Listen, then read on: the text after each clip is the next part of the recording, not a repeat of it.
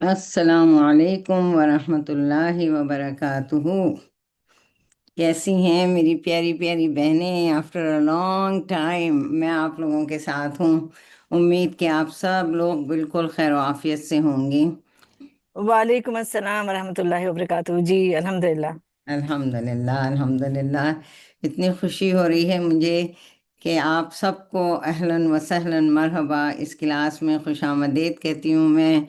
और चूँकि मेरे पीछे ईद हुई और माशाल्लाह माशाल्लाह अशरा ज़िलहज गुज़रा, उम्मीद है कि आप सब ने खूब खूब इबादतें की होंगी, खूब खूब अपने लिए भी और अपनी सब बहनों के लिए दुआएं की होंगी। अल्लाह ताला आप सब की इबादतें और हर चीज़ कबूल करे इंशाअल्लाह। तो चलें हम आगे बढ़ते हैं। आज जो है हम अपनी, आपको पता है कि हम अपना जो भी काम शुरू करते हैं उसमें हमारी नीयत का बहुत अमल दखल होता है। तो अब तक तो ये दुआ आप लोगों को याद हो गई होगी। किसी दिन इंशाअल्लाह आपसे सुनेंगे भी हम लोग इस क्लास में एंड पे इंशाअल्लाह। तो आइए अपने दिल में आप लोग भी पढ़ें और अपनी नीयतों को खालिस करें। अल्लाहुम्मा जअल अमली कुल्लहु सालिहा वजअलहु लिवजहिका खालिसा वला तजअल लिअहदिन फीहि शैआ। ऐ अल्लाह मेरे तमाम अमाल को दुरुस्त कर दे और इनको अपनी रज़ा के लिए खालिस कर दे और इनमें किसी दूसरे का कोई हिस्सा ना हो। तो इंशाअल्लाह ताला हम फिर अब उस दुआ कर लेते हैं। नहमदुहु व नुसल्ली अला रसूलिहिल करीम, अम्मा बाद, फ़अऊज़ु बिल्लाहि मिनश शैतानिर रजीम, बिस्मिल्लाहिर रहमानिर रहीम। हम फिर से अपने हुस्न अखलाक के असबाक पर आ जाएंगे। शुरू में हमने जो भी किया था आप सबको याद होगा, सब्र, शुक्र, जुल्म और बहुत सी चीज़ें हमने की। और मुझे उम्मीद है कि वक्तन फ़वक्तन जब जब मौका आया होगा आपने ज़रूर उस पर अमल किया होगा। और ये बात जो है हमें याद रखनी है कि हमें अपना कोई भी अमल करना है तो वो उसी वक्त खालिस भी हो सकता है, अच्छा भी हो सकता है, जब हम ये समझें कि हमारा रब हमें देख रहा है। शुरू की क्लासेस में शायद मैंने कहा भी था कि हम लोगों को लिख के लगा लेना है कि अल्लाह देख रहा है, अल्लाह सुन रहा है, अल्लाह हमारे साथ है। और जब हम ये हमारी फीलिंग होगी ना तो हम ज़रूर, हमें इस बात का एहसास होगा कि हम कोई काम ऐसा ना करें जो अल्लाह की मर्ज़ी के ख़िलाफ़ हो। तो देखते हैं आज हमारा टॉपिक क्या है इंशाअल्लाह। हमारा टॉपिक है ज़िम्मेदारी, रिस्पॉन्सिबिलिटी। इसको हम अरबी में कहते हैं अल मसऊलियतिन। और जिम्मेदारी या जिम्मा के जो मायने हैं ना, ये बहुत एक जामे मायने हैं, इसमें एक जामे तारीफ़ है इसकी।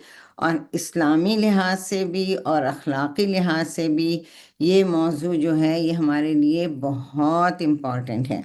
हमने इससे पहले पढ़ा था, अगर याद होगा आप लोगों को, कि अमानत। अगर हम किसी की यहाँ अमानत रखते हैं तो क्या होता है। नहीं भी तो मैं वक्ती तौर पर बता दूं कि अगर हमारे पास कोई अमानत रखी जाती है तो हम वक्ती तौर पर उस चीज़ के ज़िम्मेदार होते हैं। जैसे अगर मुझे किसी ने अपना पेन दिया कि भैया आप रखें, मैं आपसे कल ले लूँगी, या मैंने उससे लिया किसी काम के लिए कि मेरी इंक ख़त्म हो गई अब मैं लिख लूँ, तो सिर्फ उस हद तक तो जायज़ है कि मैं उसको लिख लूँ। लेकिन उसके बाद ये नहीं है कि मैं अपना उसके बाद उससे लिखे जा रही हूँ, उससे ड्राइंग कर रही हूँ, उसको क्योंकि मुझे वो अच्छा लग रहा है तो मैं उस पर लगी हुई हूँ। नहीं, वो एक वक्ती तौर पर मुझे मिला था और वो हमें वापस करना है। तो अमानत तो जो होता है वक्ती तौर पे है। लेकिन जिम्मेदारी क्या है कि जिम्मेदारी, अब हम आगे देखेंगे कि जिम्मेदारी और अमानत का चोली दामन का साथ है। और जिम्मेदारी ऐसी जिम्मेदारी है जो छोटी भी होती है, जो बड़ी भी होती है। अब हम आगे देखते हैं कि इसकी तारीफ क्या है, इसकी डेफिनेशन क्या है जिम्मेदारी की। जिम्मेदारी की लुग़वी मायने हैं अहद, यानी अहद निभाना। अगर किसी ने आपसे कुछ कहा है तो उस बात को पूरा करना, वादा पूरा करना, हिफाजत करना, जवाबदेही। यानी अगर हमारे ज़िम्मे कोई काम है और हम उसको करते हैं या ना करते हैं तो उसकी हमें जवाबदेही करनी है। अगर हम दुनिया में किसी काम के लिए पीछे आगे हो रहे हैं तो भी हमें उसकी जवाबदेही करनी है। اور اگر کسی طریقے سے ہم بچ بھی جاتے ہیں تو میری بہنوں اللہ کے پاس ہمیں اس کا جواب دینا ہے۔ اور یہ ہم آگے پڑھیں گے احادیث میں کہ ہر شخص کو جو ہے وہ اپنی اس کا جواب دینا ہے۔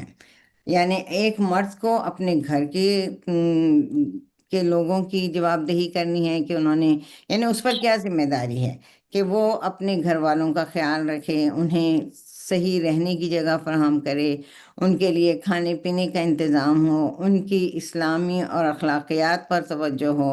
اور اگر وہ یہ کام نہیں کرتا ہے تو قیامت کے دن وہ اس کو اپنی ساری باتوں کا جواب دینا ہے۔ اسی طرح اصطلاحی معنی ہے کہ کسی فرد پر ایسا فرض جو اس کے علم، طاقت، حیثیت یا کردار کے مطابق عائد ہوتا ہے، جس کا وہ دنیا اور آخرت میں جواب دہ ہے۔ تو یہ ساری چیزیں ہیں۔ مرد اپنے پورے گھر والوں کا جواب دہ ہے کہ بیوی پر، بچوں پر، اس کے جو بھی فرائض ہیں، جو بھی ذمہ داریاں ہیں، اگر وہ نہیں ادا کرتا تو اس کو لازم اس پر جواب دینا ہے۔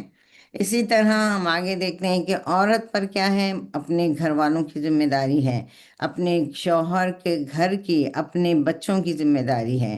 اب گھر جو ہے چاہے وہ کرائے کا گھر ہو، آپ کا فرض ہے کہ آپ اس کو صاف ستھرا رکھیں، اس میں کوئی توڑ پھوڑ نہ کریں۔ اگر آپ یہ سمجھتے ہیں کہ کرائے کا گھر ہے، یہ تو ایک دن جانا ہی ہے، ہم جیسے مرضی رہیں، گندہ رکھیں، چوہے آ رہے ہیں، تو آپ کو اس کی جواب دہی کرنا ہے۔ بچے آپ کے پاس اللہ کی امانت ہیں، اور یہ اتنی خوبصورت امانت ہے کہ اس کی حفاظت ہمارا فرض ہے۔ ان کو اچھی طرح ان کے نشو و نما کرنا، ان کی پرورش کرنا، ان کو اخلاق سکھانا، ان کو دین سکھانا، یہ سب چیزیں ہم پر ہمارے فرائض اور ہماری ذمہ داری میں سے ہیں۔ اگر ہم یہ نہیں کرتے، ہم بس یہ ہے کہ ہم اپنے کاموں میں لگے ہوئے ہیں، اور بچے اسکول سے آ رہے ہیں، باہر کھیل رہے ہیں، گالیاں سیکھ رہے ہیں، مٹی میں کھیل رہے ہیں، تو میری بہنوں ہمیں اس کا جواب دینا ہے۔ اور اسی طریقے سے ہم یہ دیکھتے ہیں کہ اللہ تعالیٰ نے مرد اور عورت دونوں پہ ذمہ داریاں واضح کر دی ہیں کہ مرد کی کیا ذمہ داری ہے اور عورت کی کیا ذمہ داری ہے۔ لیکن اگر مرد اپنی ذمہ داریوں کے ساتھ ساتھ وہ گھر میں بچوں کی پرورش میں، گھر کے کاموں میں بیوی کا ہاتھ بٹاتا ہے تو یہ اس کا احسان ہے۔ اسی طرح عورت اپنی تمام ذمہ داریاں نبھاتے ہوئے اگر اپنے شوہر کے ساتھ تھوڑا بہت جاب کر کے ہاتھ بٹاتی ہے اور گھر کے حالات اچھے کرتی ہے تو یہ بھی اس کا احسان ہے۔ لیکن اگر وہ جاب کرتی ہے لیکن گھر میں کھانا نہیں پکاتی، یا گھر پہ بچوں پہ توجہ نہیں دیتی، واپس آنے کے بعد یہ ہے کہ اب میں تو تھک گئی، جو ہے کل کا وہی کھا لو، یا بچے اگر ہوم ورک کرنا چاہ رہے ہیں ان پہ جھڑک رہے ہیں، یا اگر بچے کوئی بات کرنا چاہ رہے ہیں، تو میری بہنوں یہ جاب کرنا اس کا فرض نہیں ہے، جاب کرنا اس کی ذمہ داری نہیں ہے، لیکن بچے اس کی ذمہ داری ہیں۔ بچوں کو صحیح کھانا وقت پہ دینا، بچوں کی تربیت کرنا، اس کے لیے اس کی پوچھ ہوگی۔ اللہ تعالیٰ یہ نہیں پوچھے گا کہ تم نے جاب کیوں کی یا جاب کیوں نہیں کی، لیکن اللہ تعالیٰ یہ ضرور پوچھیں گے کہ تم نے اپنے بچوں کی پرورش صحیح طریقے سے کیوں نہیں کی۔ اور پھر ابھی ہم آگے دیکھتے ہیں اب اور تفصیل میں کہ ہمارے پر کیا کیا ذمہ داریاں ہیں۔ Next slide. جیسے ذمہ داری کی اقسام ہیں انفرادی طور پہ، اب میں اپنے لیے اپنی ذات پر، ہر کوئی سوچے، آپ خود ہر کوئی اس بات پہ سوچے کہ ہماری اپنی ذات پر ہماری کیا ذمہ داری ہے۔ سب سے پہلے تو یہ ہے کہ ہمیں صاف ستھرا رہنا ہے، ہمیں پاک رہنا ہے، ہمیں طہارت سے رہنا ہے، ہمیں اپنے آپ کو گناہوں سے بچانا ہے۔ اب گناہوں سے بچانے کے لیے ہمیں کیا کرنا ہے؟ علم حاصل کرنا ہے، ہمیں اپنی نمازوں کی پابندی کرنا ہے۔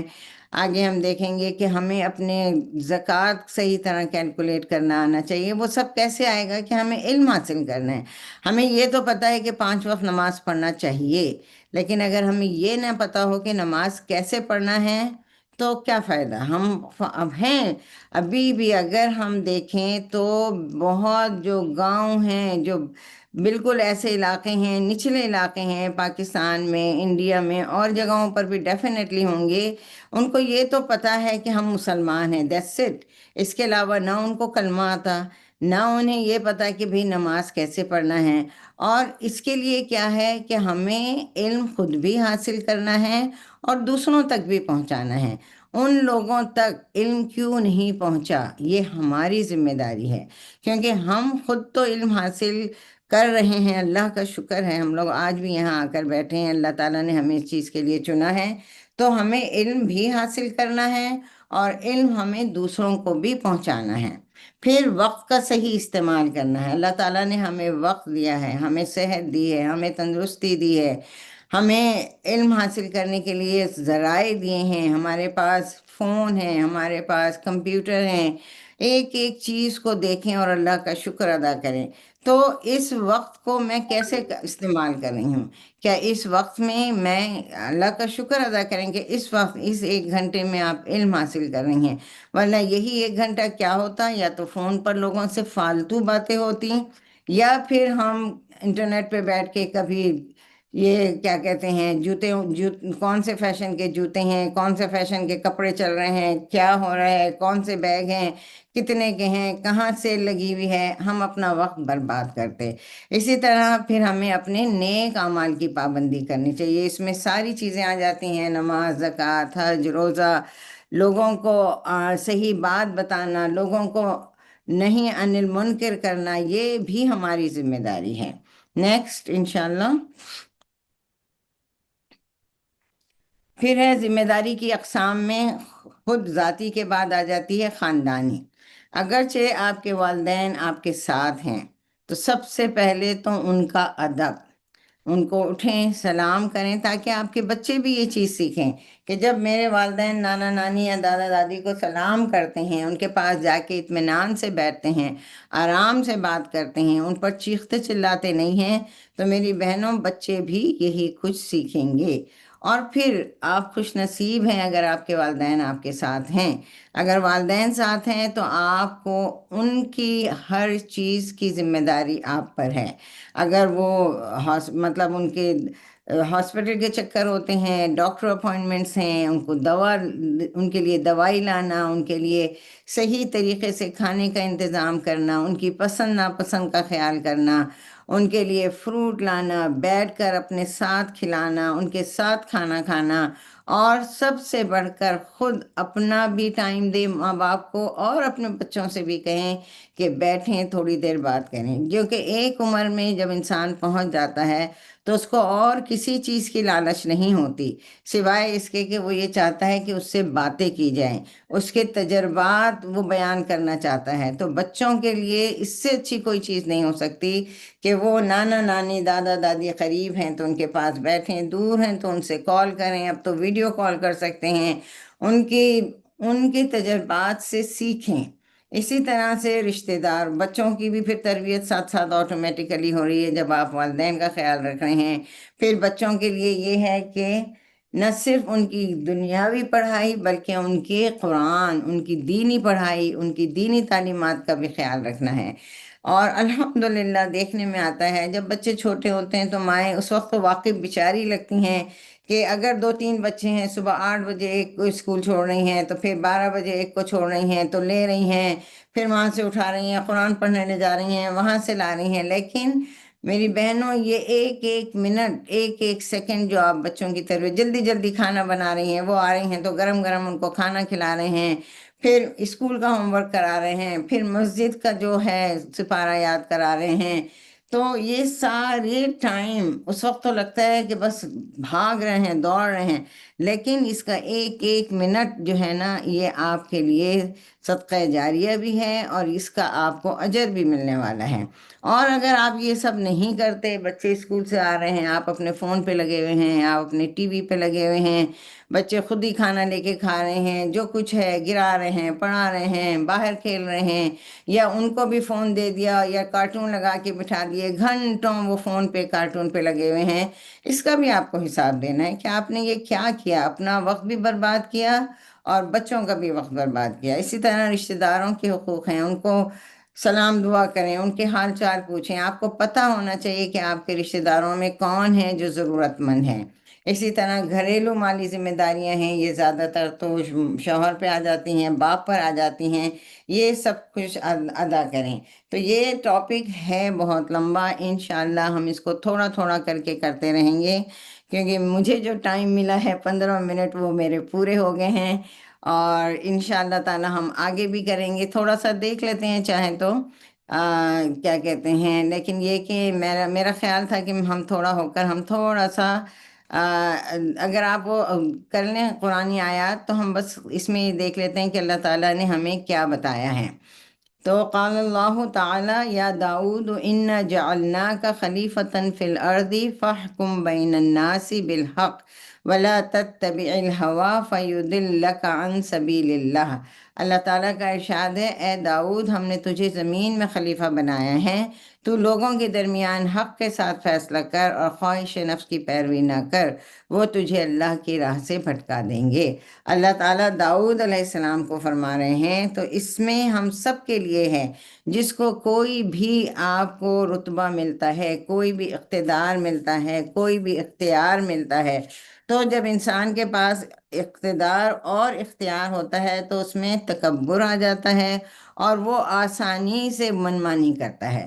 اور جب انسان منمانی کرتا ہے، اپنے خواہشات کی پیروی کرتا ہے، تو وہ کیا کرتا ہے کہ وہ دوسرے انسانوں کو بھی چاہتا ہے کہ جو میں کہوں اسی پہ عمل کرو، اور پھر اس سے کیا ہوتا ہے کہ دوسرے انسانوں کی حق تلفی ہوتی ہے، اور پھر انسان جو ہے اپنے پاور کا جو ہے نا وہ ناجائز فائدہ اٹھاتا ہے، اور جس کی وجہ سے کیا ہوتا ہے کہ صاحب حق اپنے حقوق سے محروم ہو جاتے ہیں۔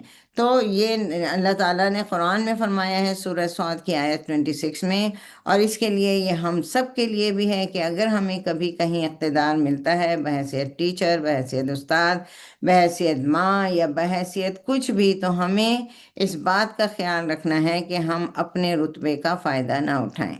دوسری جگہ ہے سورہ قصص آیت 83، قال اللہ تعالی تلک الدار الآخرۃ نجعلها للذین لا یریدون علوا فی الارض ولا فسادا والعاقبۃ للمتقین۔ اللہ تعالیٰ کا ارشاد ہے، وہ آخرت کا گھر ہم بنا دیں گے اس کو ان لوگوں کے لیے جو زمین میں نہ اپنی بڑائی چاہتے ہیں اور نہ فساد کرتے ہیں، اور انجام متقین ہی کے لیے ہے۔ تو اس کے لیے ہے کہ حضرت عمر بن عبدالعزیز کی جب موت واقع ہو رہی تھی، آپ بستر مرگ پر تھے، تو آپ کے منہ پر یہی الفاظ تھے، اور آپ یہی کہہ رہے تھے کہ آخرت کا گھر تو متقین کے لیے ہے۔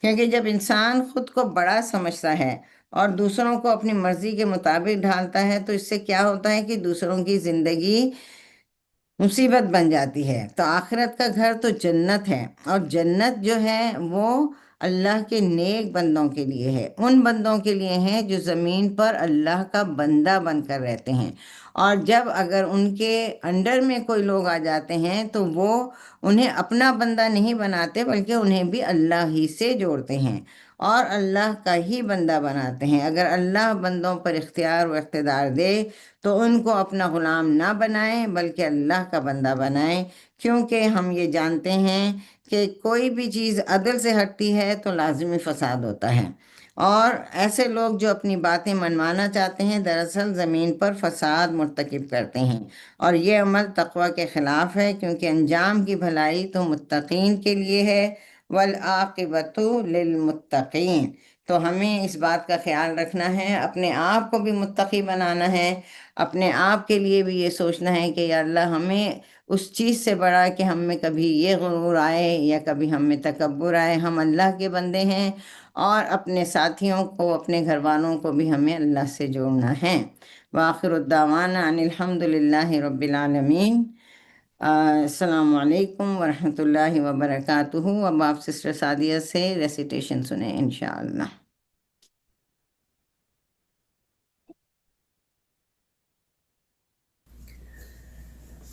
السلام علیکم ورحمۃ اللہ وبرکاتہ۔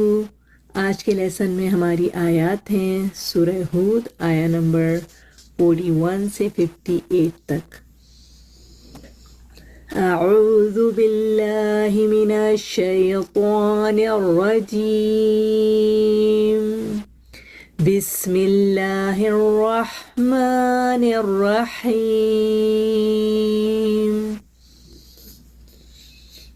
وقال اركبوا فيها بسم الله مجريها ومرساها إن ربي لغفور رحيم. وهي تجري بهم في موج كالجبال ونادى نوح ابنه وكان في معزل يا بني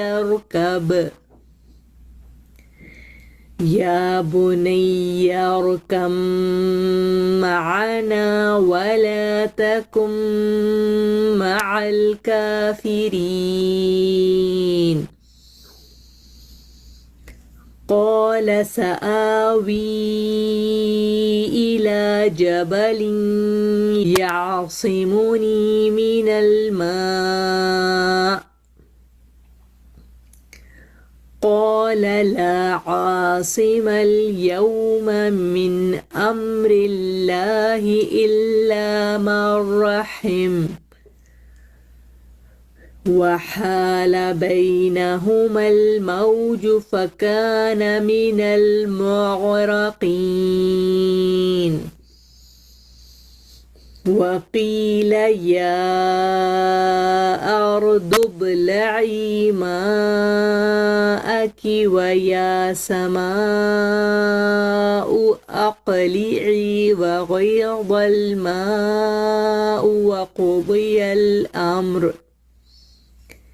وقضي الأمر واستوت على الجودي. وقيل بعدا للقوم الظالمين. ونادى نوح ربه فقال رب إن ابني من أهلي وإن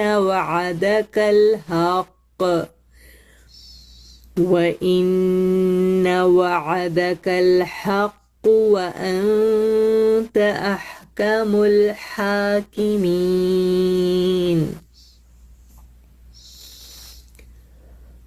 قال يا نوح إنه ليس من أهلك إنه عمل غير صالح فلا تسألني ما ليس لك به علم. إني أعظك أن تكون من الجاهلين.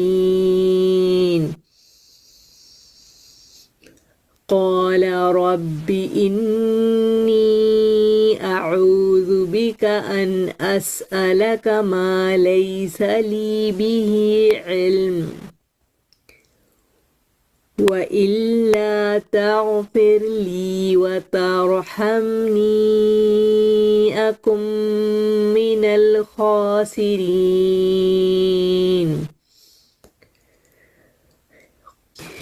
قيل يا نوح اهبط بسلام منا وبركات عليك وعلى أمم ممن معك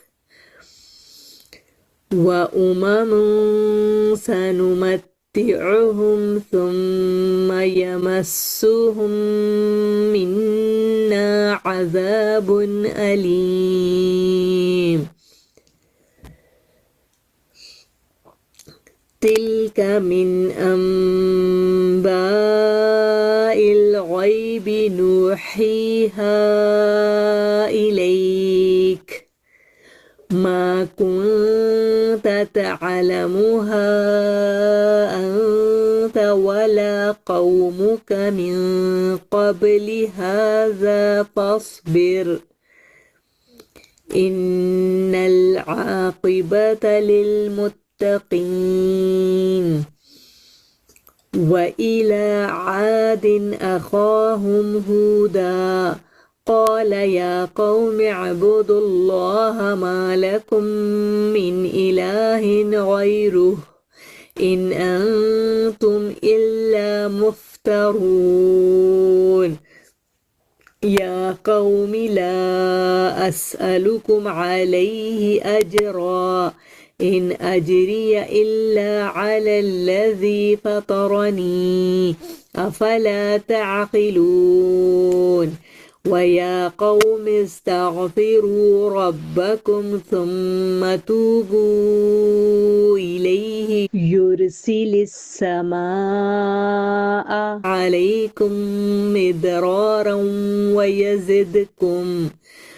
ويزدكم قوة إلى قوتكم ولا تتولوا مجرمين قالوا يا هود ما جئتنا ببينة وما نحن بتاركي آلهتنا عن قولك وما نحن لك بمؤمنين إن نقول إلا اعتراك بعض آلهتنا بسوء قال إني أشهد الله واشهدوا أني بريء مما تشركون من دونه فكيدوني جميعا ثم لا تنظرون إني توكلت على الله ربي وربكم ما من دابة إلا هو آخذ بناصيتها إن ربي على صراط مستقيم فإن تولوا فقد أبلغتكم ما أرسلت به إليكم ويستخلف ربي قوما غيركم ولا تضرونه شيئا إن ربي على كل شيء حفيظ ولما جاء أمرنا نجينا هودا والذين آمنوا معه برحمة منا ونجيناهم من عذاب غليظ جزاک اللہ خیرا کثیرا بارک اللہ فیکم السلام علیکم ورحمۃ اللہ وبرکاتہ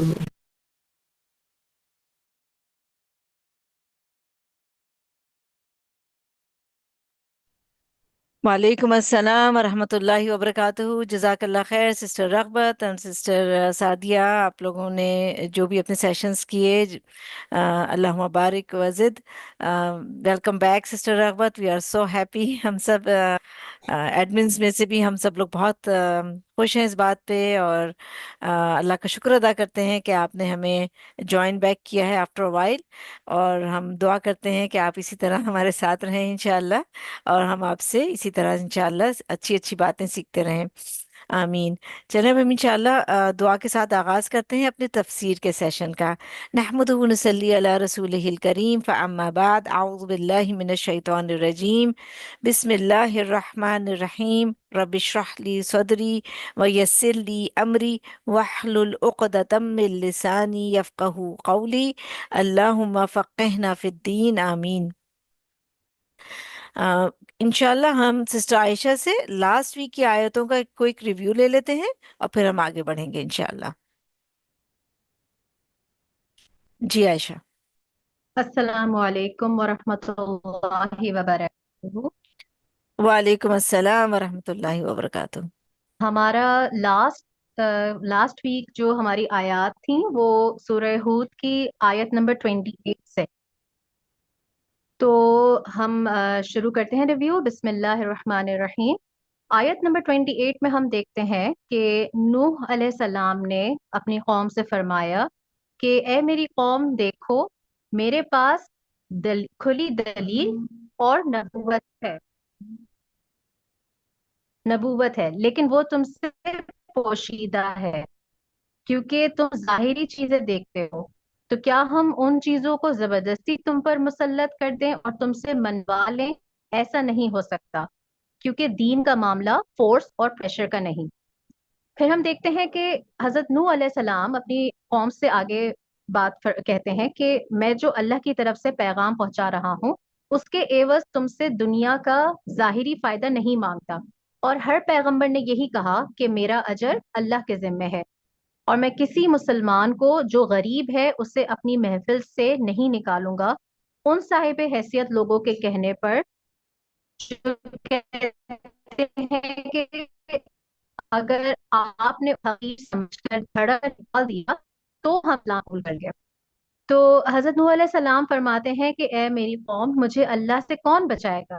اللہ کے مقابلے میں میری مدد کون کرے گا؟ اگر میں نے ان غریب ایمان والوں کو اپنے سے دور کیا اور بد اخلاقی کی تو میری بھی پوچھ ہو جائے گی. کیا تم لوگ نصیحت حاصل نہیں کرتے کہ ایسا کرنا نقصان دہ ہے، کہ یہ اللہ کی مرضی کے خلاف ہے. پھر ہم آیت نمبر 31 دیکھتے ہیں کہ نوح علیہ السلام نے یہ فرمایا کہ نہ میرے پاس اللہ کے خزانے ہیں، نہ میں غیب جانتا ہوں، نہ میں کوئی فرشتہ ہوں، میں انسان ہوں، میں لوگوں کو اللہ سے جوڑنے آیا ہوں، نہ میں غریب ایمان والوں کے لیے یہ جی میری آواز آ رہی ہے؟ جی آ رہی ہے آپ کی، کنٹینیو جی پلیز. اوکے. آیت نمبر 32 سے میں کنٹینیو کرتی ہوں انشاءاللہ. تو جب نوح علیہ السلام کی باتوں سے ان کی قوم لاجواب ہو گئی تو وہ کہنے لگے کہ نوح علیہ السلام نے بہت بحث کر لی، اب وہ جس دھمکی کے بارے میں کہہ رہے ہیں وہ لے آؤ اگر وہ سچے ہیں. یہ سب کچھ جو وہ کہہ رہے تھے وہ سب مل کر مذاق اڑا رہے تھے اور سمجھ رہے تھے کہ یہ سب نہیں ہوگا. پھر ہم دیکھتے ہیں کہ نوح علیہ السلام نے فرمایا وہ عذاب اللہ لے آئے گا، فکر نہیں کرو، لیکن جب عذاب آئے گا تو تم سب مل کر بھی اس کا مقابلہ نہیں کر سکو گے. میں جتنا بھی چاہوں میری نصیحت تم کو فائدہ نہیں دے گی اگر اللہ تم کو گمراہ کرنے کا ارادہ رکھا ہے. وہی تمہارا رب ہے اور اسی کی طرف تم سب لوٹائے جاؤ گے، تو اپنا انجام سوچ لو. آیت نمبر 35 میں ہم دیکھتے ہیں کہ قوم نوح علیہ السلام سے کہتی ہے کہ انہوں نے اپنی طرف سے اس کتاب کو گڑھا ہے. تو نوح علیہ السلام نے کہا کہ اگر میں نے اپنی طرف سے اس کو گڑھا ہے تو میں مجرم ہوں اور اس کا وبال میرے اوپر آ جائے گا. میں تمہارے تمام جرموں سے بری ہوں اور تمہاری ان غلطیوں کی تم کو سزا مل کر رہے گی. نوح علیہ السلام کی طرف وحی آئی کہ ان کی قوم میں سے جن کو ایمان لانا تھا لے آئے، اب کوئی ایمان نہیں لائے گا، تو تم سب اس بات پر غم نہ کھاؤ، جو وہ کر رہے ہیں اب کا فیصلہ ہونے والا ہے. پھر کشتی تیار کرنے کا حکم آتا ہے حضرت نوح علیہ السلام کو، اور اس کشتی کو بنانے میں کئی سال لگ گئے. اور اب اللہ تعالیٰ فرماتے ہیں کہ نوح علیہ السلام سے کہ مجھ سے ان ظالموں کے بارے میں کچھ نہیں کہنا، اب جب عذاب آئے گا تو نہیں کہنا کہ عذاب نہ آئے، کیونکہ حضرت نوح علیہ السلام نے خود دعا کی تھی کہ میرے پتہ ہے. جب نوح علیہ السلام یہ کشتی بنا رہے تھے اور ان کے ساتھ کچھ ایمان والے بھی ان کی مدد کر رہے تھے، اور تو جب اس وقت نوح علیہ السلام کی قوم کے سرداروں کے وہاں سے گزر ہوتا تھا تو وہ نوح علیہ السلام کا مذاق اڑاتے کہ خشکی میں وہ کشتی بنا رہے ہیں. نوح علیہ السلام نے ان کو جواب میں کہا کہ تمہیں جلد پتہ چل جائے گا. اللہ تعالیٰ نے اچانک نہیں ان پر عذاب نازل کیا، بلکہ ان کو پہلے انفارم کیا سب چیزوں کے بارے میں اور انجام سے باخبر کیا تھا، یہاں تک کہ جب اللہ کا حکم آ گیا، عذاب کا حکم آیا اور حکم آنے پر تندور ابلنے لگے، تو پھر اللہ نے حکم دیا کہ کشتی پر سوار ہو جاؤ. اللہ کا حکم آتے ہی زمین سے بھی پانی نکلنے لگا اور آسمانوں سے بارش برسنے لگی۔ جزاکم اللہ خیر۔ جزاک اللہ خیر عائشہ، آپ نے ہمیں اتنا خوبصورت ریویو کروایا۔ اب ہم آگے بڑھیں گے، یہ ساری بیک گراؤنڈ آپ یاد رکھیے گا کہاں پہ ہم کہانی میں ہیں، تو انشاءاللہ ہم آگے بڑھیں گے اب نیا لیسن کی طرف، آیہ نمبر 41 سے۔ اللہم اہد قلبی وسدد لسانی واسلل سقیمۃ قلبی، بسم اللہ۔ تو اللہ تعالیٰ فرماتے ہیں وَقَالَ ارْكَبُوا فِيهَا، اور اس نے کہا سوار ہو جاؤ اس میں، یعنی نوح علیہ السلام نے کہا، سب کو کہا کہ اس میں سوار ہو جاؤ، اور جانوروں یعنی اینیملز، برڈز اور انسانوں سبھی کو اس میں سوار کر لیا۔ And Noah علیہ السلام said, board it بسم اللہ مجریہا و مرساہا، اللہ کے نام کے ساتھ اس کا چلنا ہے اور اس کا ٹھہرنا ہے۔ In the name of Allah it will sail and cast anchor۔ مجرے جیم را یا سے ہے، جریون کہتے ہیں پانی کا جاری ہونا، یا کشتی یا آرک کا چلنا، یا کسی بھی چیز کے چلنے کے لیے یوز ہوتا ہے۔ تو ورڈ تو مجری ہے، لیکن اس کو مجرے پڑھتے ہیں امالہ کرتے ہوئے، یہ قرآن کی قرأت ہے۔ تو قرآن مجید میں یہی ایک مقام ہے جہاں کھڑی زیر کو رے سے پڑھتے ہیں، ری کے بجائے۔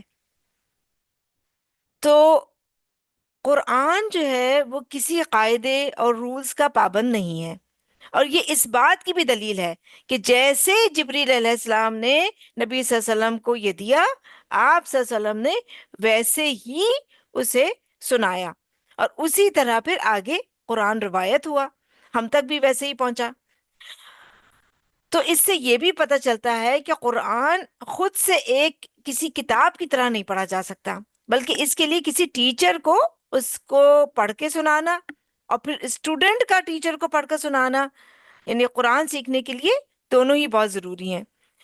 ورنہ اگر آپ عربک رولز کے لحاظ سے پڑھیں تو مجری ہی پڑھیں گے، لیکن ایک یہی اسپیسیفک ورڈ ہے جس کو قرآن میں اس طرح سے پڑھا جاتا ہے، اور مجرے کا مطلب ہے چلنا، اور مرسا کا مطلب ہے ٹھہرنا، اینکر کرنا، اور کشتی کے چلنے کا وقت اور جگہ یعنی ٹائم اینڈ پلیس دونوں کے لیے آیا ہے یہاں پہ، کیونکہ یہ اس میں ظرف ہے۔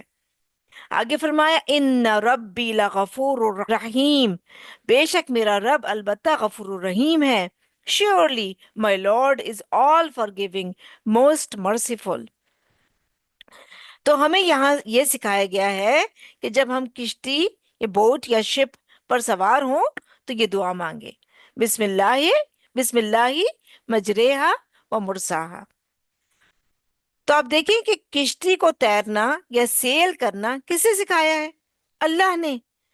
ورنہ آپ دیکھیں کہ سوئی نیڈل بھی ڈوب جاتی ہے پانی میں، اور اللہ تعالیٰ پھر آگے فرمایا اللہ تعالیٰ غفور الرحیم ہے۔ اللہ کس کے لیے؟ ایمان والوں کے لیے۔ آگے چلتے ہیں آیہ نمبر 42۔ وَهِيَ تَجْرِي بِهِمْ فِي الْمَوْجِ كَالْجِبَالِ، اور وہ چل رہی تھی ساتھ ان کے یا ساتھ لیے انہیں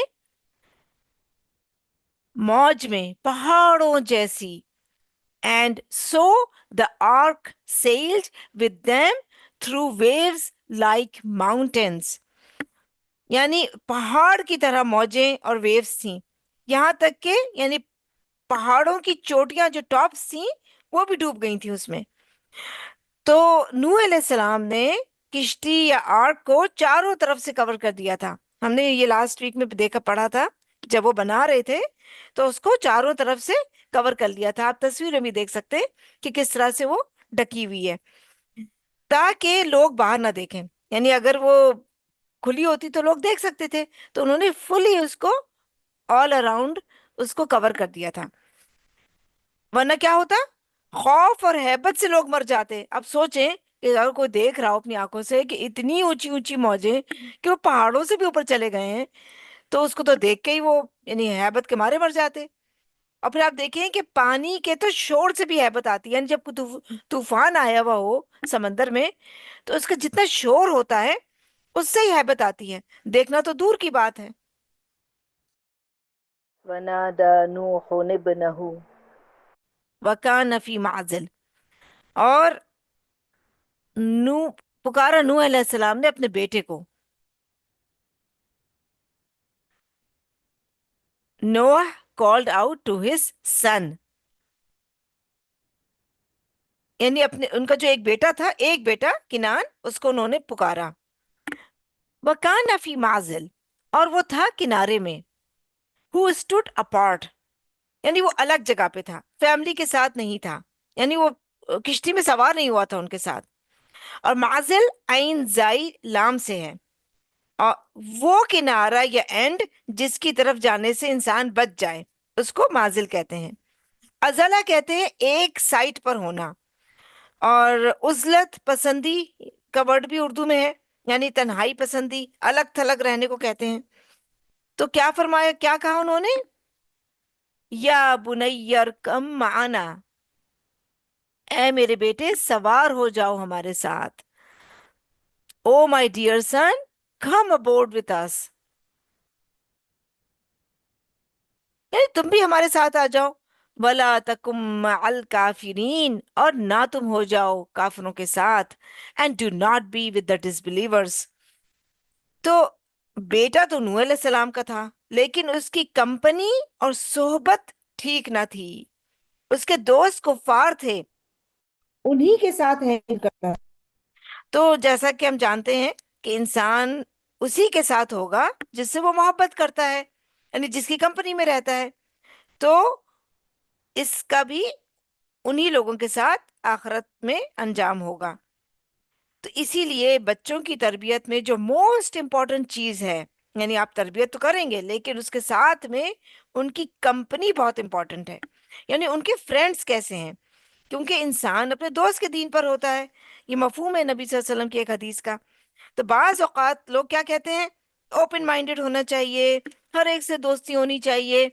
ٹھیک ہے، ہر ایک سے بات چیت کریں، لیکن انسان ہر ایک سے محبت نہیں کر سکتا، ہر ایک کو دلی دوست، کلوز فرینڈ نہیں بنا سکتا، کیونکہ آپ دیکھیں جس سے بھی ہم محبت کرتے ہیں نیچرلی انکانشیسلی اسی کے طریقے اختیار کرنے شروع کر دیتے ہیں۔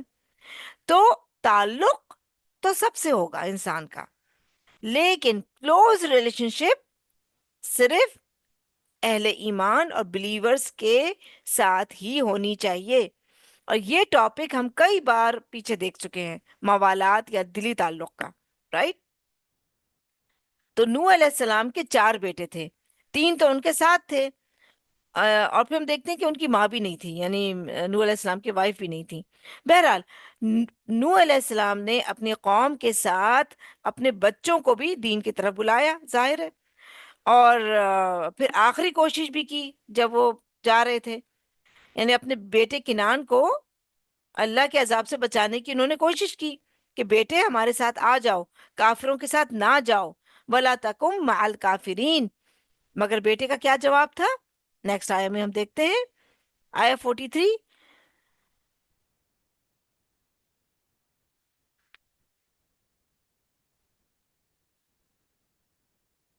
قَالَ سَآوِي إِلَى جَبَلٍ، وہ بولا ان قریب میں پناہ لے لوں گا ایک پہاڑ کی طرف۔ He replied, I will take refuge on a mountain، یعنی میں پہاڑ پر جا چڑھوں گا۔ یہ تو شروع کی بات ہے، رائٹ؟ بالکل بگننگ میں جب وہ سوار ہو رہے تھے تو اس وقت طوفان شروع نہیں ہوا تھا، پانی اتنا اوپر نہیں بڑھا تھا، اونچا نہیں ہوا تھا۔ اس وقت انہوں نے اپنے بیٹے سے کہا کہ بھئی آ جاؤ تم بھی ہمارے ساتھ۔ اس نے کہا کہ نہیں، وہ تو مجھے پہاڑ نظر آ رہے ہیں، میں اس پہ سے چڑھ جاؤں گا۔ تو بہرحال آوا ہوتا ہے کسی جگہ پناہ یا ریفیوج لینا، خاص طور سے جب کوئی الہ ہو، یعنی کسی کے ساتھ مل جانا۔ یعصمونی من الماء، وہ بچا لے گا مجھ کو مجھ سے پانی، یعنی میں پہاڑ پہ چڑھ جاؤں گا تو پہاڑ مجھے پانی سے بچا لے گا، یعنی mountain will protect me from the water, یعنی میں پہاڑ پر چڑھ کر طوفان سے بچ جاؤں گا۔ قال لا عاصم اليوم من امر اللہ الا من رحم، نوح علیہ السلام نے کہا نہیں کوئی بچانے والا آج اللہ کے حکم سے مگر جس پر وہ خود رحم کرے.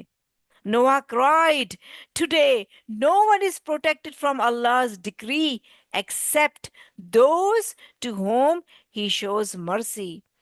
نوح علیہ السلام نے کہا کہ اس عذاب سے کوئی بھی نہیں بچا سکتا، یہ کوئی معمولی چیز نہیں ہے. اور ابھی یہ باتیں ہی ہو رہی تھیں، یعنی سمجھانا بجھانا چل رہا تھا کہ کیا ہوا.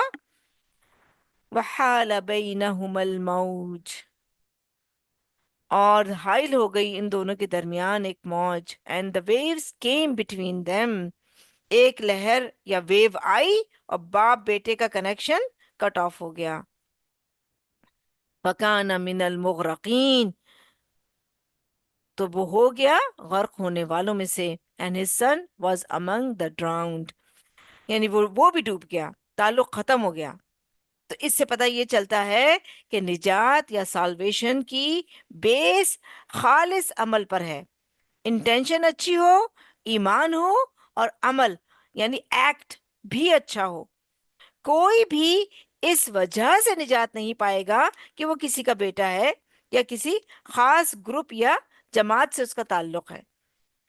تو ہر شخص کو اس کا اپنا عمل ہی فائدہ دے گا، محض تعلق یا ریلیشن شپ فائدہ نہ دے گا. تو یہاں آپ دیکھیں کہ وہ پروفٹ جنہوں نے 950 ایئرز تبلیغ کی، دن رات اللہ کی اطاعت میں گزارا، وہ اپنے بیٹے کے کام بھی نہ آ سکے.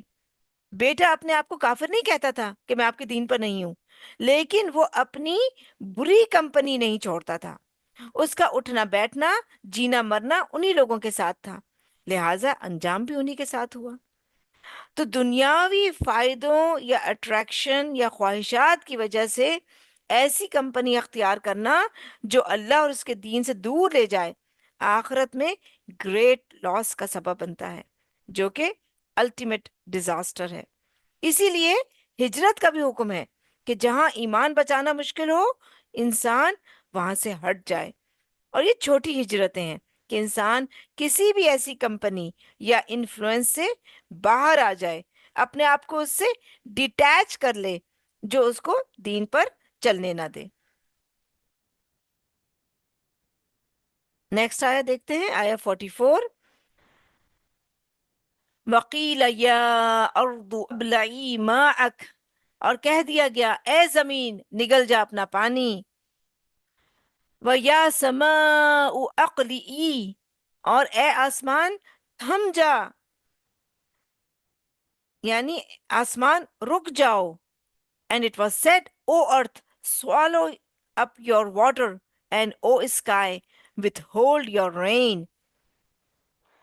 وَغِيضَ الْمَاءُ، اور خشک کر دیا گیا پانی. The water flood receded، یعنی پانی زمین میں جذب اور ایبزارب کر دیا گیا. وَقُضِيَ الْأَمْرُ، اور فیصلہ کر دیا گیا معاملے کا. And the ڈکری was carried out, یعنی قصہ تمام ہوا، اللہ کے حکم کی تعمیل ہوئی. جنہوں نے ہلاک ہونا تھا، ڈسٹروائے ہونا تھا، وہ ہلاک ہو گئے، اور جن کو بچایا جانا تھا، سیو کرنا تھا، وہ بچا لیے گئے. وَاسْتَوَتْ عَلَى الْجُودِيِّ، اور ٹھہری کشتی جودی پہاڑ پر. And the ark rested on Mount Judy، یعنی کشتی زمین پر نہیں بلکہ پہاڑ یا ماؤنٹن پہ جا کے رکی تھی. یعنی زمین سے اٹھی ہوئی کشتی پہاڑ پر جا کر ٹھہری. کیسے ہوئی ہوگی؟ موجوں اور ویوز کی وجہ سے. یعنی وہ موجیں جو اوپر جا رہی تھیں، پہاڑ ڈوب گئے تھے ان میں، یعنی پہاڑوں سے بھی وہ اوپر تھی کشتی. پھر آہستہ آہستہ جب پانی کم ہوا تو جہاں کشتی تھی وہاں پہ پہاڑ تھا، تو وہ وہاں پہ یہ ٹک گئی، زمین پر نہیں آئی. اور کیونکہ اللہ تعالیٰ نے اس کو عبرت کا نشان، سائن بنانا تھا، اس لیے وہیں رک گئی. اور کہا جاتا ہے کہ کوہ ارارات پر اس کشتی یا آرک کے نشانات پائے گئے. یعنی پھر لوگ پہنچے اور پھر اس کی تصویریں بھی لوگوں نے دیکھی. تو یہ اللہ کی قدرت کی نشانیوں اور میریکلز میں سے ایک سائن ہے. وقیل بعدا للقوم الظالمین، اور کہہ دیا گیا دوری ہوئی ظالم قوم کی. And it was said, away with the wrong-doing people. تو بہت بڑی عبرت، لیسن اور اگزامپل ہے اس قصے میں ان لوگوں کے لیے جو پروفٹس کی تعلیمات، ان کی ٹیچنگز کو ریجیکٹ کریں. تو اس طوفان نوح کے بعد جو بھی انسانی نسل آگے چلی وہ انہی بچے ہوئے ایمان والوں کی نسل اور جنریشن سے چلی. اسی لیے نوح علیہ السلام کو آدم ثانی بھی کہا جاتا ہے کہ ان 80 ایمان والوں کے سوا سب کو ختم کر دیا گیا تھا. ساری لائف ویجیٹیشن ختم ہو گئی تھی، اور جب پانی خشک ہوا تو پھر اس کے بعد زمین سے چیزیں گرو کرنے لگیں، اور جو اینیملز اور برڈز وہ اپنے ساتھ لائے تھے کشتی میں، پھر ان کی نسلیں آگے چلیں اور دنیا ایک نئے سرے سے آباد ہوئی. اب ہم نیکسٹ آیت دیکھتے ہیں، آیا 45. وَنَادَى نُوحٌ رَبَّهُ، اور پکارا نوح نے اپنے رب کو. نوح called out to his Lord. فقال ربی ان ابنی من اہلی، پھر کہا اے میرے رب بے شک میرا بیٹا میرے گھر والوں میں سے تھا.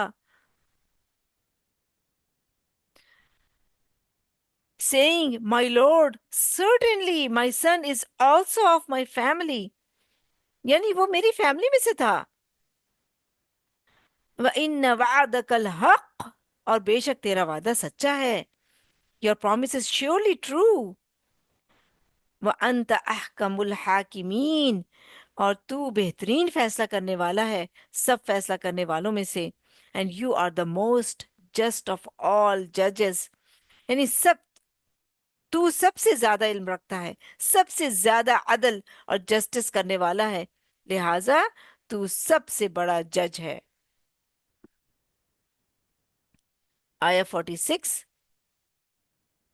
قال یا نوح انہ لیس من اہلک، فرمایا اے نوح بے شک وہ نہیں تھا تیرے گھر والوں میں سے. اللہ replied, O Nuh he is certainly not of your family، حالانکہ وہ آپ کا اپنا اصلی اور نسلی بیٹا تھا، یعنی آپ کی اولاد تھا کنان، لیکن اللہ نے کہا کیا فرمایا کہ نہیں وہ تمہاری فیملی میں سے نہیں ہے. یوزلی فیملی کی ڈیفینیشن کیا کی جاتی ہے؟ پیرنٹس اور بچے، لیکن یہاں پر ایک بچے کو فیملی سے ایکسکلوڈ کر دیا گیا. کیوں؟ کیونکہ وہ ایمان پر نہیں تھا. اسی وجہ سے شریعت میں حکم ہے کہ اگر کسی کی اولاد دین سے پھر جائے، ایورٹ ہو جائے، کفر اختیار کر لے یا بے دینی اختیار کر لے، تو وہ مسلمان پیرنٹس کا وارث نہیں ہو سکتا، کیونکہ اس کا ایمان کا رشتہ کٹ گیا، جس سے یہ بھی پتہ چلتا ہے کہ ایمان کا رشتہ نسب کے رشتے یعنی بلڈ ریلیشن شپ سے زیادہ بڑا ہے.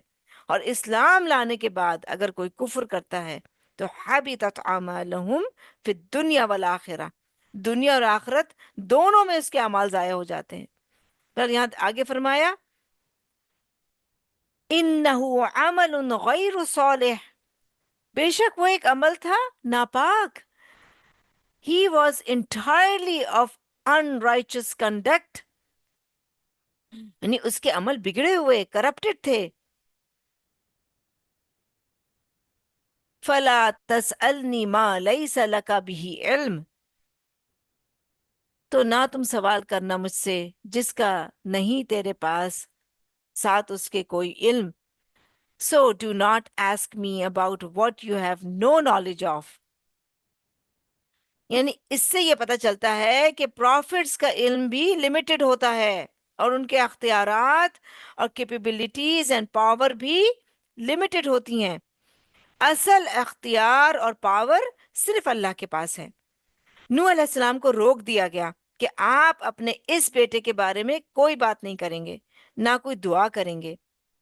اس سے یہ بھی پتہ چلتا ہے کہ جو شخص کفر کی حالت میں مر جائے اس کے لیے دعا بھی نہیں کی جا سکتی، اس کے لیے سفارش، شفاعت، انٹرسیشن یعنی یہ ساری چیزیں بھی اس کے لیے نہیں کی جا سکتی. اس کے ساتھ پھر کوئی رشتہ باقی نہیں رہتا، یعنی ہمیشہ کے لیے پھر اس سے رشتہ ختم ہو جاتا ہے. انی اعوذک ان تکون من الجاہلین، بے شک میں نصیحت کرتا ہوں تجھ کو کہ تو ہو جائے جاہلوں میں سے. I warn you so you do not fall into ignorance. جاہلین میں سے کیوں کہا گیا؟ تو جہالت کے دو معنی ہم پہلے دیکھ چکے ہیں. ان میں سے ایک کیا ہے؟ علم نہ ہونا. تو ان کو اس بارے میں علم نہیں تھا. تو جس چیز کے بارے میں علم نہیں اس کا سوال بھی نہ کرو، اس کو مانگو بھی نہ.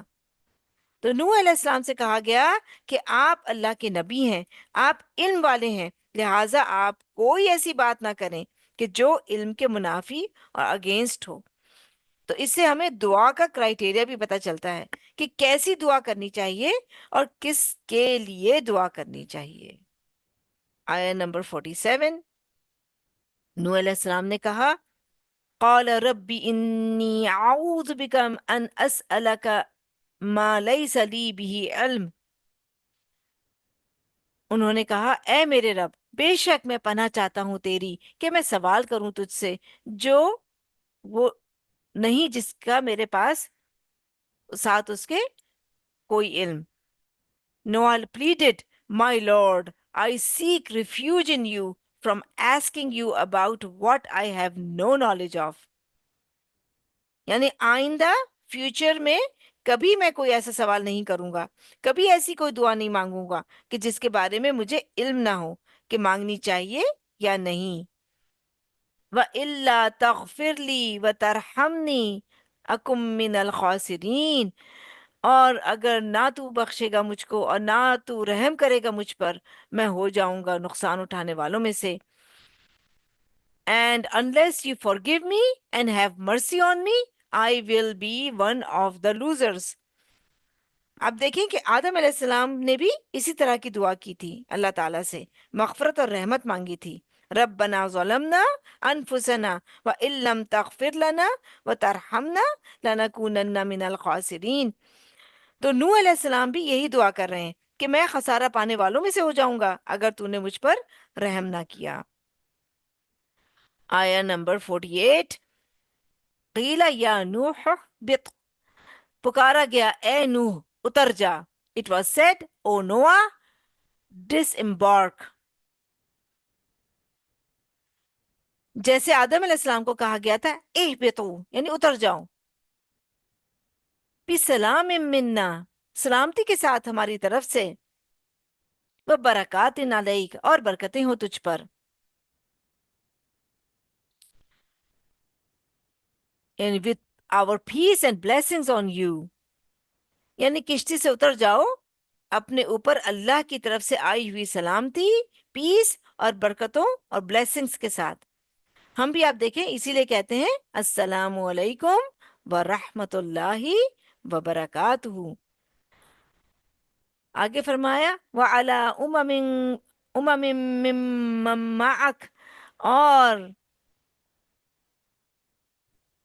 ان جماعتوں پر ان میں سے جو تیرے ساتھ ہیں. معَكَ کا مطلب ہوتا ہے، کا ہوتا ہے عربک میں تیرے ساتھ، تیرا، تو جو تیرے ساتھ ہیں. And some of the descendants of those with you، یعنی آپ کے ساتھ جو اور لوگ اسلام لائے ہیں، یعنی جو ان کے ساتھ کشتی میں ہیں، ان کے ساتھ تھے، ان کو لے کے آپ اتر جائیں یہاں سے. وَأُمَمٌ سَنُمَتِّعُهُمْ، اور کچھ جماعتیں ان قریب ہم فائدہ دیں گے ان کو. ثُمَّ يَمَسُّهُم مِّنَّا عَذَابٌ عَلِيمٌ، پھر چھو لے گا ان کو ہماری طرف سے عذاب دردناک. As for the others, we will allow them a brief enjoyment, then they will be touched with a painful punishment from us. تو اللہ تعالیٰ نے اپنے پیغمبر اور ایمان والوں کو نجات دی، سیو کیا، جیسا کہ اللہ کا وعدہ ہے کہ بے شک ہم ضرور مدد کریں گے اپنے رسولوں کی اور جو ان کے ساتھ ایمان لائے. اور اس کے برعکس یعنی اپوزٹ، جو لوگ ایمان نہ لائے یا ایمان لا کر اس سے پھر گئے، ایورٹ ہو گئے، یا دنیا کے مال و متاع اور اٹریکشنز میں گم ہو گئے، تو دنیا کا تو تھوڑا سا فائدہ ہم ان کو دے دیں گے، مگر بعد میں آخرت میں ان کے لیے پھر پینفل ٹورمنٹ یا عذاب ہے۔ تو یہاں دیکھیں کہ سلامتی، برکتیں کس پر ہیں؟ ایمان والوں، بلیورز پر، اور دنیاوی فائدے، ورلڈلی بینیفٹس سب کے لیے۔ تو ایمان کے بغیر آخرت میں نقصان ہی نقصان ہے۔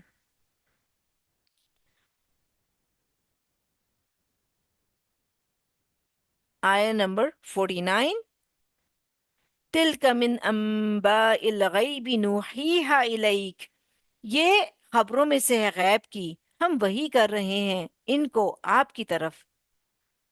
This is one of the stories of the unseen which we reveal to you, O Prophet صلی اللہ علیہ وسلم۔ تو کیا چیز غیب کی خبروں میں سے ہے؟ نوح علیہ السلام کی سٹوری، مطلب یہاں پہ یہ بتایا جا رہا ہے غیب کی سچی خبروں میں سے ہے نوح علیہ السلام کی سٹوری۔ نوحیہا الیک، ہم وہی کر رہے ہیں آپ کی طرف ان کو، یعنی اللہ تعالیٰ نے یہ سارا واقعہ جو ہزاروں یعنی thousands of years ago ہوا تھا، نبی صلی اللہ علیہ وسلم کو وحی یا ریولیشن کے ذریعے بتایا۔ ما کنت تعلمها، نہ آپ جانتے تھے ان کو، انت آپ، ولا قومک، اور نہ ہی آپ کی قوم، من قبل ھذا، اس سے پہلے، یا neither you nor your people knew it before this، یعنی اہل مکہ قرآن نازل ہونے سے پہلے اس واقعے یا اسٹوری کو نہیں جانتے تھے۔ فَاصْبِرْ، بس صبر کریں، so be patient، یعنی نبی صلی اللہ علیہ وسلم سے یہاں کہا جا رہا ہے کہ جیسے نوح علیہ السلام نے صبر کیا تھا، آپ بھی صبر کریں اور تبلیغ کا کام کرتے جائیے۔ ان العاقبۃ للمتقین، بے شک انجام تقوی والوں کے لیے ہے۔ surely the ultimate outcome belongs only to the righteous، یعنی دنیا میں بھی عزت اور کامیابی، اور آخرت میں بھی فوز العظیم تقوی والوں کے لیے ہے۔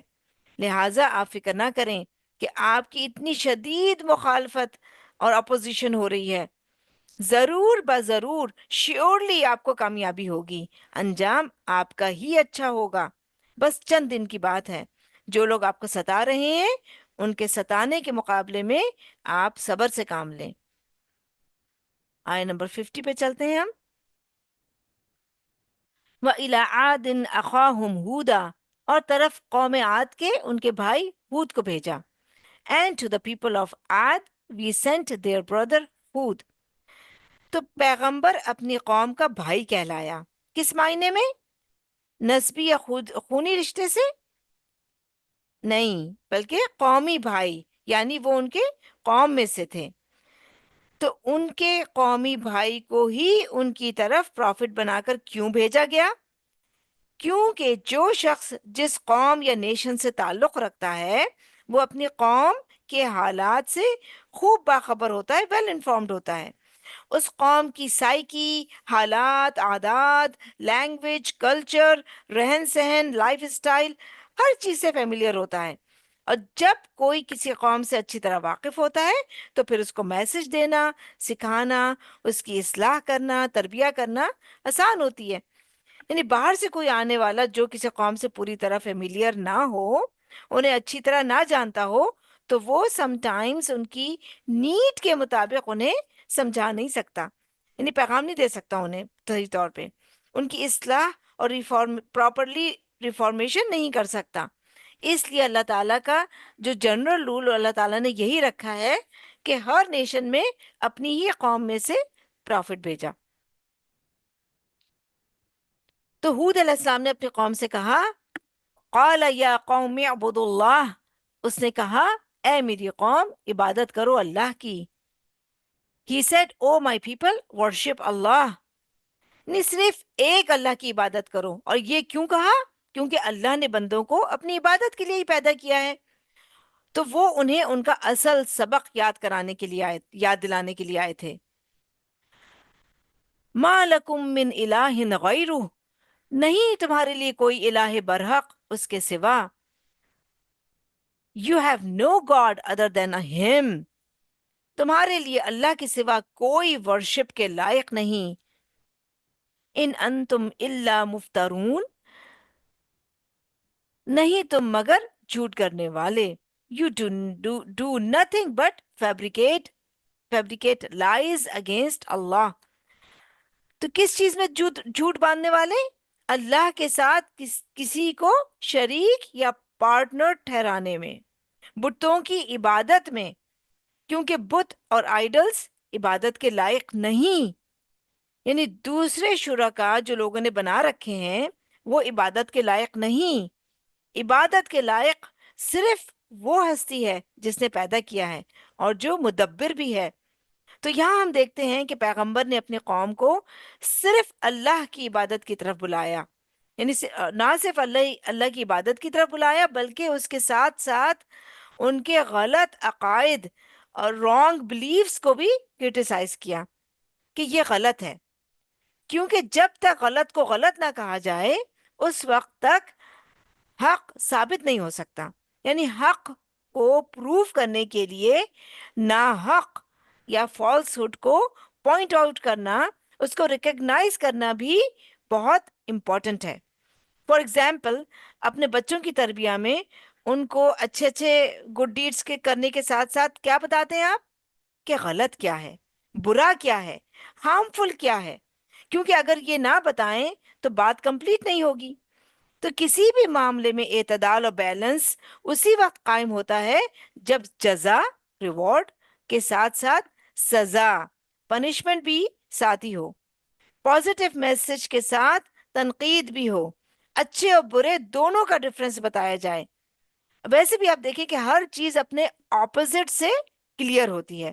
جیسے روشنی یا لائٹ کو اسی وقت آپ پراپرلی سمجھ سکتے ہیں جب اندھیرے اور ڈارکنس بھی معلوم ہو آپ کو کہ اندھیرا کیا ہوتا ہے. ہمارا کلمہ بھی ہمیں دونوں چیزیں سکھاتا ہے کہ کیا کرنا ہے اور کیا نہیں کرنا ہے. لا الہ الا اللہ، اللہ کے الہ ہونے کی افرمیشن اور اعتراف، اور اس کے سوا ہر الہ کی نگیشن اور تردید. تو قوم عاد جو تھی وہ یمن کی جانب احقاف کے علاقے میں رہتے تھے. اس علاقے کے نام سے ایک سورہ بھی ہے، سورہ احقاف. اور یہ جو قوم تھی وہ یہ لوگ بہت اسٹرانگ پاورز کے مالک تھے. ان کے بارے میں قرآن مجید میں آتا ہے کہ کوئی اور قوم ان جیسی نہ تھی. یعنی فزیکلی، ویلتھ وائز اور ورلڈلی ریسورسز اور ایڈوانسمنٹس کے لحاظ سے، کنسٹرکشنز وغیرہ کے اعتبار سے بہت ایڈوانس اور پاورفل تھے یہ لوگ. تو ہود علیہ السلام نے اپنی قوم سے کیا کہا، ہم نیکسٹ آیہ میں دیکھتے ہیں، آیہ 51. یا قومی لا اسألکم علیہ اجرا، اے میری قوم نہیں میں سوال کرتا تم سے اس پر کسی اجر کا. O my people I do not ask you for any reward for this message. یعنی اس دعوت دین اور تبلیغ کے کام پر میں تم سے کوئی اجر یا کمپنسیشن نہیں مانگتا. ان اجری الا علی الذی فطرنی، نہیں میرا اجر مگر اس ذات کے ذمے جس نے پیدا کیا مجھ کو. My reward is only from the one who created me. یعنی میں اپنی محنت اور کوشش کا صلہ تم سے نہیں چاہتا بلکہ اپنے خالق سے چاہتا ہوں جس نے مجھے اس کام کے لیے بھیجا ہے، اپوائنٹ کیا ہے، جس کا میں نمائندہ اور ریپریزنٹیٹر ہوں. اس لیے میرا اجر اور ریوارڈ یعنی وہ بھی مجھے اللہ ہی سے ملتا ہے. افلا تعقلون، کیا پھر نہیں تم عقل سے کام لیتے؟ Will you not then understand؟ یعنی تمہیں دکھائی نہیں دیتا کہ میں کتنا سیلف لیسلی، بے غرض ہو کر، تمام دنیاوی بینیفٹ سے بالا تر ہو کر تمہیں اللہ کی طرف بلا رہا ہوں. اور یہ پیغمبر کی سنسیئرٹی کا پروف بھی ہے. آیہ نمبر 52. یا وَيَا قَوْمِ اسْتَغْفِرُوا رَبَّكُمْ، اور اے میری قوم بخشش مانگو اپنے رب سے. And O my people, seek your Lord's forgiveness. ثُمَّ تُوبُوا إِلَيْهِ، پھر توبہ کرو اس کی طرف. And turn to him in repentance، یعنی اپنے رب سے معافی مانگو، پھر اسی کی طرف لوٹ جاؤ، اپنے آپ کو اس کے لیے خالص کر لو. يُرْسِلِ السَّمَاءَ عَلَيْكُمْ مِدْرَارًا، وہ بھیجے گا آسمان کو تم پر بہت برسنے والا. He will shower you with rain in abundance. مدرارہ کا ورڈ دال را سے ہے، یعنی خوب برسنے والا، یعنی آسمانوں سے بھی خوب بارشیں برسیں گی تم پر. وَيَزِدْكُمْ قُوَّةً إِلَىٰ قُوَّتِكُمْ، اور وہ زیادہ دے گا تم کو قوت طرف تمہاری قوت کے. And he will add strength to your strength، یعنی جس قوت اور پاور کے تم مالک ہو اس میں مزید اضافہ ہوگا اور قوت تم کو ملے گی. تو اس قوم کی پاور ایگزمپلری یعنی مثالی قوت تھی. دنیا کی تمام باقی نیشنز کے مقابلے میں یہ بہت زیادہ پاورفل لوگ تھے. تو ان سے یہ کہا جا رہا ہے کہ اس وقت جو پاور اور قوت تمہارے پاس ہے، اللہ تعالیٰ تمہیں اس میں مزید اضافہ دے گا. تو ان کے پاس جو قوت تھی وہ تھی جسمانی، فزیکل، اور دنیاوی یعنی میٹریلسٹک پاور تھی ان کے پاس. اور اللہ تعالیٰ ان کو جس قوت اور پاور سے نوازنے والا تھا وہ تھی روحانی قوت، اسپرچول اسٹرینتھ. تو جب کسی کے پاس صرف مادی اور میٹریلسٹک قوت ہوتی ہے تو وہ انکمپلیٹ اور کم قوت ہوتی ہے. اور جب مادی قوت میں روحانی قوت کا اضافہ ہوتا ہے تو وہ اصل قوت ہوتی ہے. فار ایگزامپل آپ نے شاید دیکھا ہو کہ کچھ لوگ فزیکلی بہت فٹ اور اسٹرانگ ہوتے ہیں، مگر اگر وہ اسپریچولی ویک ہوں تو وہ فلی فنکشنل نہیں ہوتے، کیونکہ اسپرٹ یا روح انسانی باڈی کا بہت اہم پارٹ ہے. تو اللہ تعالیٰ نے بندوں کو ان کی فزیکل نیڈز کے لیے زمین سے رزق دیا، آسمان سے بارش بھی برسائی اس کے لیے، لیکن اس کے ساتھ ساتھ روحانی یا اسپرچول پاور پیغمبروں اور اپنے کلام کے ذریعے پرووائڈ کی، جو روحانی رزق ہے. اور جو لوگ اس کو نہ لیں، ریجیکٹ کر دیں، تو وہ پھر کمپلیٹ اور ہولسم اسٹرینتھ کے حامل نہیں ہوتے، ان کے اندر ویکنیسز رہ جاتی ہیں، وہ اپنی اسٹرینتھ کو صحیح طور پر یوز نہیں کر پاتے. اس لیے ہم دیکھتے ہیں کہ بہت سی قومیں جو بہت زیادہ ورلڈلی اچیومنٹس بھی حاصل ایڈوانسمنٹس کر لیتی ہیں، بہت جلد زوال اور ڈکلائن کا شکار بھی ہو جاتی ہیں، اسپیشلی اخلاقی اور مورل ڈکلائن کا. تو ہود علیہ السلام نے انہیں گڈ نیوز دی کہ اگر تم اللہ سے استغفار کرتے ہوئے اس کی طرف پلٹو گے تو ایسا نہیں کہ تمہاری یہ پاورز، یہ نعمتیں تم سے چھن جائیں گی، بلکہ تمہیں اور زیادہ ورلڈلی بلیسنگز بھی ملیں گی، اور اس کے ساتھ ساتھ روحانی قوت میں بھی مزید طاقت ملے گی تمہیں. تو تم پھر کیا کرو؟ وَلَا تَتَوَلَّوْا مُجْرِمِينَ، اور نہ تم منہ پھیرو مجرم بن کر. So do not turn away persisting in wickedness، یعنی زمین میں غلط کام نہ کرو. تو یہاں سے ہمیں یہ دلیل ملتی ہے کہ دین کی طرف آنا اور اس پر عمل کرنا کتنے فائدے کی چیز ہے. یوزلی لوگوں میں دین کی طرف، اللہ کی طرف، دین کی طرف آنے میں ایک خوف اور فیئر ہوتا ہے کہ یا اللہ کی بات ماننے اور پیغمبر کے راستے پر چلنے میں ایک پریشانی اور فکر سی ہوتی ہے کہ پتہ نہیں ہم سے کیا کچھ چھن جائے گا اور ہمیں کیا کچھ چھوڑنا پڑے گا. یعنی ان کے اندر ایک سینس آف اچیومنٹ کے بجائے ایک سینس آف لاس ہوتا ہے. کہ شاید ہمیں بہت کچھ سیکریفائس کرنا پڑے گا، لیکن ریالٹی یہ ہے کہ جو چیزیں چھوڑنی پڑتی ہیں وہ بہت معمولی اور ٹریویل ہوتی ہیں ان کے مقابلے میں. یعنی ان چھوٹی چیزوں کو چھوڑ کر جو چیز حاصل ہوتی ہے اس کے مقابلے میں وہ بہت اچھی اور بہتر ہوتی ہے اور پائیدار ڈیوریبل بھی ہوتی ہے کیونکہ وہ اٹرنل ہوتی ہے. لیکن یوزلی لوگوں کو وہ نظر نہیں آتی. تو استغفار ہوتا ہے گناہوں سے اور توبہ ہوتی ہے گناہوں کے بعد پھر اللہ کی طرف لو لگانا، اس سے اپنا کنیکشن اسٹرانگ کرنا تاکہ دوبارہ گناہ نہ کریں. تو یہ اللہ کی طرف رجوع اور انابت یعنی ٹرننگ بیک ٹو اللہ ہے بیسیکلی. اور یہاں اس بات کی طرف بھی ہنٹ کیا گیا ہے کہ اللہ کے ساتھ جو پارٹنرز لوگوں نے بنائے ہوئے ہیں ان کے پاس کوئی نہیں ہے، بلکہ اصل قوت تو اللہ کے پاس ہے. تو دوسرے لوگوں اور غیر اللہ کے بجائے اللہ کو راضی اور خوش کرنے کی طرف رغبت دلائی جاتی ہے. آیت 53 کی طرف چلتے ہیں. قالوا یا ہود ما جئتنا ببینہ، انہوں نے کہا اے ہود نہیں تو لایا ہمارے پاس کوئی واضح دلیل. They argued, O Hud, you have not given us any clear proof. یعنی تم ہمارے پاس کوئی میریکل یا دلیل نہیں لائے، تم تو ہمارے جیسے ایک انسان ہو. وما نحن بتارکی آلہتنا عن قولک، اور نہیں ہیں ہم چھوڑنے والے اپنے الہوں کو تیری بات کی وجہ سے. And we will never abandon our gods upon your word.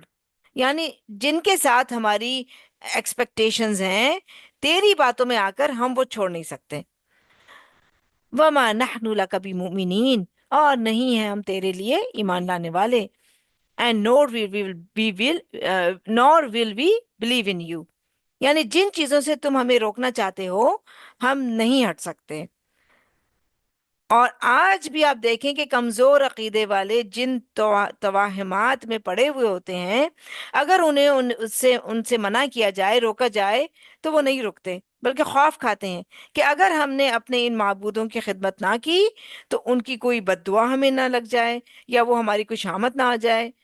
تو یہاں بھی یہی حال ہے کہ کہتے ہیں کہ اگر ہم مان لیں جو تم کہہ رہے ہو تو ہماری دنیا برباد ہو جائے گی، اور جن شریکوں نے ہمیں سو کالڈ پروٹیکشن دی ہوئی ہے وہ ہم سے ناراض ہو جائیں گے. اور صرف اتنا ہی نہیں، مزید کیا کہتے ہیں آیت نمبر 54 ان نقول الا اعتراک، نہیں ہم کہتے مگر یہ کہ سامنے لے آئے ہیں تیرے، یعنی کیا ہے تیرا معاملہ، اعتراک بعض آلہتنا بسوء، یہ کہ ہم سامنے لائے ہیں یعنی تیرے ساتھ کیا معاملہ ہے، کیا ہے ہمارے بعض معبودوں نے برائی کا. یعنی ہم تو یہ بلکہ سمجھتے ہیں کہ ہمارے بعض الہوں نے تو تیرے ساتھ کسی برائی کا ہی یعنی ارادہ کیا ہے. And we can say is what all we can say is that some of our gods have possessed you with evil. سبحان اللہ. یعنی ہم تو یہ سمجھتے ہیں کہ ہمارے بعض الہوں یا گاڈز نے تیرے ساتھ برائی کا ارادہ کر رکھا ہے. تو اعتراء کا معنی ہوتا ہے کسی چیز کی طرف قصد یا ارادہ کرنا یا اس پر چھا جانا. یعنی یہ باتیں جو تم کرنے لگے ہو، کیونکہ پیغمبر اب جب تک اللہ کی طرف سے اپوائنٹڈ نہیں ہوتے، حکم نہیں آتا، وہ اس سے پہلے قوم کے اندر رہتے ہوئے کچھ نہیں کہتے. یعنی جب انہیں حکم ہوتا ہے کہ اب آپ لوگوں کو بتائیں، خبردار کریں، پھر وہ آگے بڑھ کر لوگوں کو بتاتے ہیں. تو یہ کہتے ہیں کہ آج تک تو تم ایسی باتیں نہیں کرتے تھے، اب جو تم ہمیں یہ کہنے لگے ہو کہ بتوں سے نہ مانگو، ان کو چھوڑ دو، صرف اللہ کی طرف رجوع کرو، تو ہمیں تو یوں لگتا ہے کہ جیسے ہمارے کسی الہ کی تم پر مار پڑ گئی ہے، اور تمہیں یا تو یہ کہ تمہیں کوئی جنون لاحق ہو گیا ہے، یا کوئی اثر یا افلکشن ہو گئی ہے تم پر. اس لیے تم ایسی بہکی بہکی باتیں کرنے لگ گئے ہو، پہلے تو تم ایسا نہیں کرتے تھے۔ یعنی ان کے نزدیک باقی سب الہوں کو چھوڑ کر صرف ایک اللہ کا ہو جانا عجیب سی بات تھی، کیونکہ انہوں نے آنکھ بھی شرک میں کھولی تھی اور ہر طرف شرک ہی دیکھا تھا، تو وہ اس میں اس قدر ڈوب چکے تھے کہ ایک نئی اور مختلف آواز اور پیغام ان کے لیے ایکسیپٹیبل اور قابل فہم نہ تھا۔ قال انی اشہد اللہ واشہدوا انی بریء مما تشرکون، اس نے کہا بے شک میں گواہ بناتا ہوں اللہ کو، اور تم بھی گواہ رہو، واشہدوا انی بے شک میں بری ذمہ ہوں، مما تشرکون اس سے جو تم شریک ٹھہراتے ہو۔ He said, I call Allah to witness, and you too bear witness that I totally reject whatever you associate. یعنی میرا تمہارے معبودوں اور آئیڈل سے کوئی تعلق نہیں، میرے لیے اللہ ہی کافی ہے۔ من دونی اس کے سوا، with him in worship یعنی اللہ کے سوا میں ہر چیز سے بری ہوں۔ فَكِيدُونِي جَمِيعًا بس چال چلو میرے خلاف سب کے سب، so let all of you plot against me۔ تم مجھے ڈراتے ہو کہ بتوں کی مار پڑی ہے مجھ پر یا پڑے گی، تو ٹھیک ہے، تم اور تمہارے سارے بت اور آئیڈلز اکٹھا مل کر طاقت حاصل کر کے میرے خلاف جو بھی چال چلنا ہے چلو، مجھے نقصان پہنچانا چاہتے ہو پہنچاؤ۔ ثم لا تنظرون پھر نہ تم مہلت دو مجھ کو، یعنی do not give me any time, یعنی تم مجھے کوئی موقع نہ دو بچاؤ کا، جو کرنا چاہتے ہو کر گزرو، جو بھی تمہاری سازشیں یا چالیں یا داؤ ہیں میرے خلاف وہ سارے کر ڈالو۔ اور اتنا بڑا چیلنج وہی دے سکتا ہے جس کو اپنا سچا ہونے کا پورا یقین ہو، ورنہ جن کا یقین اور اللہ پہ بھروسہ نہ ہو اور اللہ کی طاقت پر ان کو پورا یقین نہ ہو، عقیدہ توحید ان کے اندر راسخ اور انگرینڈ نہ ہو، وہ اتنی بڑی بات نہیں کہہ سکتے۔ تو آج بھی بہت سے لوگ کسی نہ کسی اور کے خوف میں مبتلا ہیں، لیکن جو شخص اللہ پر کمپلیٹ ٹرسٹ کرتا ہے اور اللہ کو سپریم پاور سمجھتا ہے، وہ کسی سے نہیں ڈرتا، کیونکہ اسے معلوم ہے کہ سب سے بڑی پاور اور پروٹیکشن یا حفاظت اللہ کی ہے، اس کے سوا اور کوئی بھی نقصان نہیں دے سکتا جب تک اللہ کا اذن اور پرمیشن نہ ہو۔ آیہ نمبر 56، انی توکلت علی اللہ ربی و ربکم، بے شک میں نے توکل کیا اللہ پر جو میرا رب ہے اور تمہارا رب بھی۔ I have put my trust in Allah, my Lord and your Lord۔ تم مانو یا نہ مانو، تمہارا پیدا کرنے والا، تمہیں رزق پرووائڈ کرنے والا وہ اللہ ہی ہے۔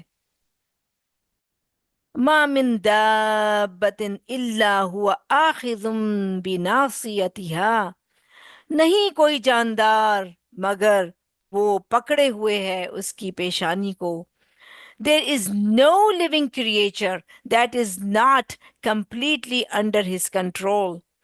یعنی دنیا میں جتنی بھی کریشنز ہیں جن کو تم معبود یا گاڈ مانتے ہو، ان کی بھی پیشانی کے بال رب کے ہاتھ میں ہیں، یعنی ان سب کا مالک اور ان پر پوری طرح اختیار اور کنٹرول رکھنے والا اللہ ہی ہے۔ تو پیشانی یا فور ہیڈ کے بالوں کی بات اس لیے کی گئی کہ اگر کسی کے ہاتھ میں، کسی کے یہ بال ہاتھ میں آ جائیں جو فرنٹ کے ہوتے ہیں، تو وہ ہل نہیں سکتا، ادھر ادھر جا نہیں سکتا، پوری طرح ہولڈ ہو جاتا ہے اس پر۔ ان ربی علی صراط مستقیم، بے شک میرا رب सीधे रास्ते पर है.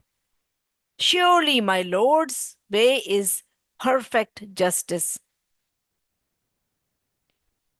अगर ये सारी आयात हम एक ग्लांस में पढ़ें तो सिराते मुस्तकीम की डिस्क्रिप्शन हमें इनमें मिलती है कि सीधा रास्ता या स्ट्रेट पाथ है क्या.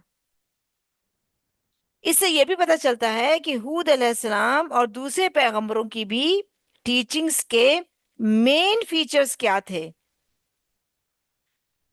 या पैगंबर लोगों को किस चीज की तरफ बुलाते हैं और असल बात क्या होता है, किन चीजों पर अमल करना है, क्या तरीके अख्तियार करने हैं जिंदगी के सफर में चलते हुए. ये हमें सब इन आयतों से पता चलता है.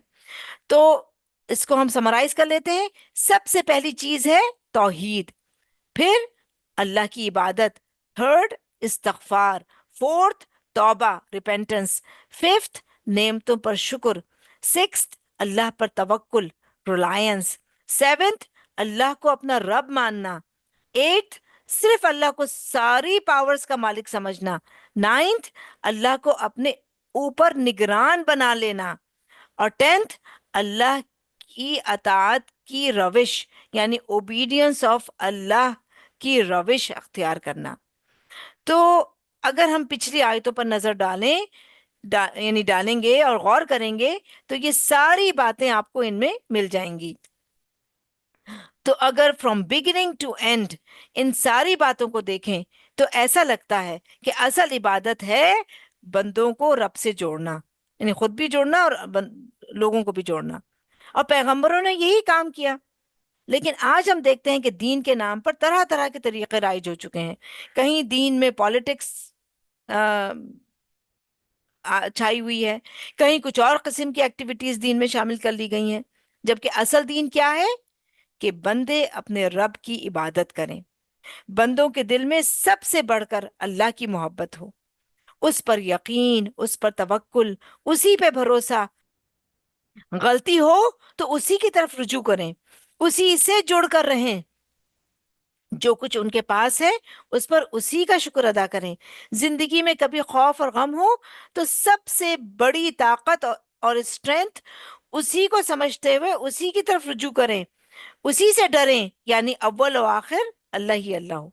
यही सिरात मुस्तकीम है. तो जब भी दीन की सिरात मुस्तकीम की बात हो तो यही एक बात हमारे जहन में यानी क्लियर होनी चाहिए कि इय्याका नअबुदु व इय्याका नस्तईन, सिर्फ तेरी ही इबादत करते हैं और तेरी ही मदद चाहते हैं. सारा दिन सुबह से शाम तक इंसान हर हर स्टेप पर अल्लाह को याद रखे और उसकी रजा के मुताबिक अमल करता चला जाए और अल्लाह को अपना निगरान महसूस करता रहे. तो मोमिन की जिंदगी का हर दिन, हर लम्हा इसी तरह गुजरता है हत्ता कि वो अपने रब से जा मिलता है. तो यही दरअसल दीन है कि इंसान चाहे नमाज की हालत में हो या ये दुनिया का कोई काम कर रहा हो, चाहे लोगों के दरमियान बैठा हुआ हो, उसका दिल अपने रब की ही तरफ माइल हो. यहाँ पे इसलिए फरमाया गया इन्ना रब्बी अला सिरात मुस्तकीम, मेरा रब सीधे रास्ते पर है और उसी ने हमें सीधा रास्ता दिखाया है और इसी पर हम सब ने चलना है. और पैगंबरों ने आकर बार बार लोगों को इसी चीज की याद दहानी कराई है. आयत नंबर 57, फ़इन तवल्लौ, फिर अगर तुम मुंह फेरते हो, but if U turn away, किससे मुंह मोड़ते हो? इस पैगाम और मैसेज से, इस तरीक़े जिंदगी से अगर तुम मुंह मोड़ते हो तो फिर फ़क़द अबलग़तुकुम मा उरसिलतु बिही मा उरसिल तु बिही इलैकुम, तो तहकीक मैंने पहुंचा दिया तुमको वो जो मैं भेजा गया हूं साथ उसके तुम्हारी तरफ. So, but if you turn away, I have already delivered to you what I have been sent with. यानी जिस चीज के साथ मैं भेजा गया हूं कि जाकर तुमको बता दूं, वो मैंने तुम्हें बता दी है, डिलीवर कर दी है. वयस्तखलिफु रब्बी कौमन गैरकुम, और पीछे लाएगा, खलीफा बनाएगा मेरा रब एक कौम को तुम्हारे अलावा. My lord will replace you with others.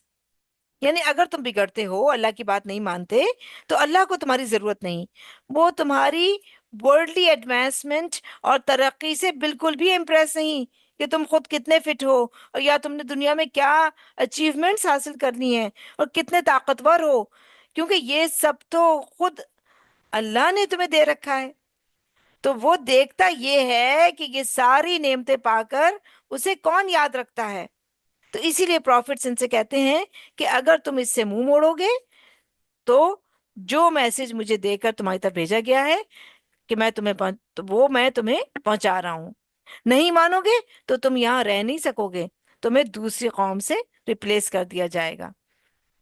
वला तदुर्रूनहु शैआ, और ना तुम नुकसान दे सकते हो उसको कुछ भी। You are not harming him in the least, तुम उसका कुछ ना बिगाड़ सकोगे। इन्ना रब्बी अला कुल्ली शैइन हफीज, बेशक मेरा रब हर चीज पर निगरान है। Indeed my lord is a vigilant keeper over all things. यानी हमारी बातों पर, कामों पर अल्लाह ताला पूरी तरह नजर रखता है कि हम क्या कर रहे हैं, वो सब कुछ देख रहा है। और ये जो बात है कि नाफरमान कौम को हटाकर दूसरे कौम को ले आता है अल्लाह ताला, तो ये अल्लाह ताला का ऐसा कानून और रूल है जिससे कोई भी नहीं बच सकता, ख्वाह कोई अल्लाह को मानता हो या ना मानता हो। हत्ता कि वो कौमें जो अपेरेंटली तो कहती हैं कि हम अल्लाह को मानते हैं, लेकिन जब वो भी नाफरमानी करते हैं तो वो भी हटा दिए जाते हैं। यानी जमीन पर उनसे मुकाम इज्जत छीन लिया जाता है, वो भी जवाल का शिकार हो जाते हैं। तो वैसे तो देखें कि कौम हूद अल्लाह को मानने वाली थी, लेकिन अल्लाह को मानते हुए शिर्क का शिकार हो गई थी। कौम आद भी अल्लाह को मानती थी, और आज भी बहुत से लोग, दूसरे अदियान के लोग अल्लाह को मानते हैं। सुप्रीम पावर का कॉन्सेप्ट उनमें मौजूद है, लेकिन दीन के नाम पर उन्होंने मन घड़त सेल्फ मेड तरीके बना रखे हैं, और पैगंबर आकर उनके गलत तरीकों को दुरुस्त करने की कोशिश करते हैं। तो जो मान जाते हैं वो बचा लिए जाते हैं, और जो नहीं मानते वो मलिया मेट कर दिए जाते हैं। अब यहाँ भी यही हुआ कि जब हूद अलैहिस्सलाम ने पूरी तरह अल्लाह का मैसेज पहुंचा दिया, साल हर साल गुजर गए, वो समझाते रहे और लोग नहीं माने, तो अल्लाह ताला ने अपना यही फैसला भेज दिया कि तुम्हें हटाकर अब दूसरी कौम को लाया जाएगा।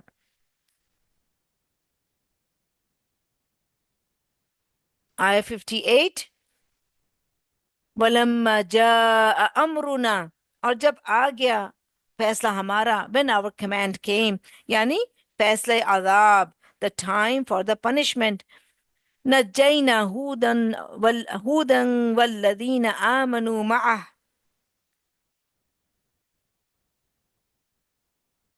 तो निजात दी हमने हूद को और उन लोगों को जो ईमान लाए थे उसके साथ, बिरहमत मिन्ना, साथ रहमत के हमारी तरफ से। We rescued Hud and those who believed with him by a mercy from us, यानी अल्लाह ताला ने अपनी खास रहमत और मर्सी करते हुए ईमान वालों को बचा लिया। वनज्जैनाहुम मिन अज़ाबिन गलीज़, और निजात दी हमने उनको सख्त अजाब से, and we save them from a harsh torment.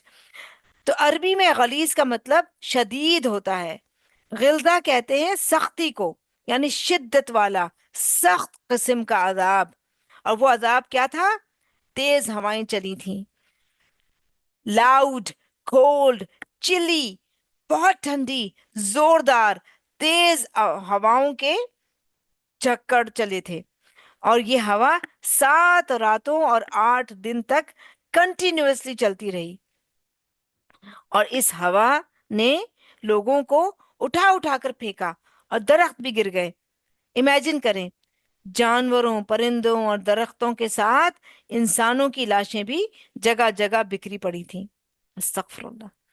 यानी कोई एक भी ना बचा था सवाए ईमान वालों के, जिनको इस अजाब से पहले ही बाहर निकाल लिया गया था। और 8 दिन और 7 रातों का जिक्र है कि वो इतने दिन तक उसको देख देख कर मरे, वरना तो अल्लाह ताला चंद घंटों में ही उन्हें इस अजाब से खत्म कर सकता था। बहरहाल अल्लाह ताला सबको अपने अजाब से बचाए, आमीन। अब हम इसको नेक्स्ट वीक इंशाल्लाह कंटिन्यू करेंगे। ہم کوئکلی اپنے آج کی آیتوں میں سے سبق دیکھ لیتے ہیں، یعنی کیا ہمارے سیکھنے کی باتیں ہیں. تو ہمیں جو قرآن ہے وہ اوتھینٹک ٹیچر سے سیکھنا چاہیے. پھر یہ ہے کہ جو اس میں دعا ہم نے سیکھی تھی کشتی پہ سوار ہونے کی، وہ سیکھ لیں انشاءاللہ.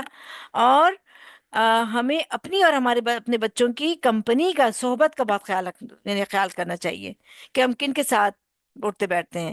اور پھر ہمیں کسی ایسی چیز کے لیے کوئی اللہ سے نہیں مانگنا چاہیے، دعا نہیں کرنی چاہیے جس کے بارے میں ہمیں پوری طرح معلوم نہ ہو کہ یہ ہمارے لیے یعنی اس کا مانگنا جائز بھی ہے یا نہیں، یعنی کوئی ناجائز بات نہیں مان سکتے. اور دوسری بات یہ ہے کہ پھر ہمیں یہ بھی معلوم ہو کہ کیا چیز اللہ تعالیٰ پسند کرتا ہے اور کیا ناپسند کرتا ہے، تو وہ چیز پہ نہ مانگے. اور دوسرے یہ کہ ہمیں یعنی اللہ کی رضا کی خوشنودی کو بھی اپنے ذہن میں رکھیں. اور پھر اللہ تعالیٰ کی جو قدر و قضا ہے اس پہ صبر بھی اختیار کرنا چاہیے.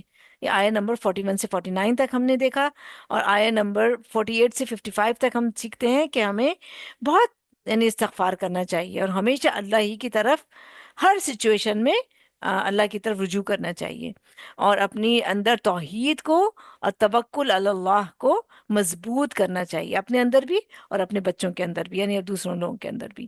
اور آیہ 56 سے 58 میں ہم نے سیکھا کہ ہمیں جو صراط مستقیم ہے جو ہم نے آج دیکھا، تو کہ اس کی نشانیاں، تو ان کے بارے میں ہم سیکھیں بھی، سکھائیں بھی، اور اس کو اختیار کرنے کی بھی پوری کوشش کریں.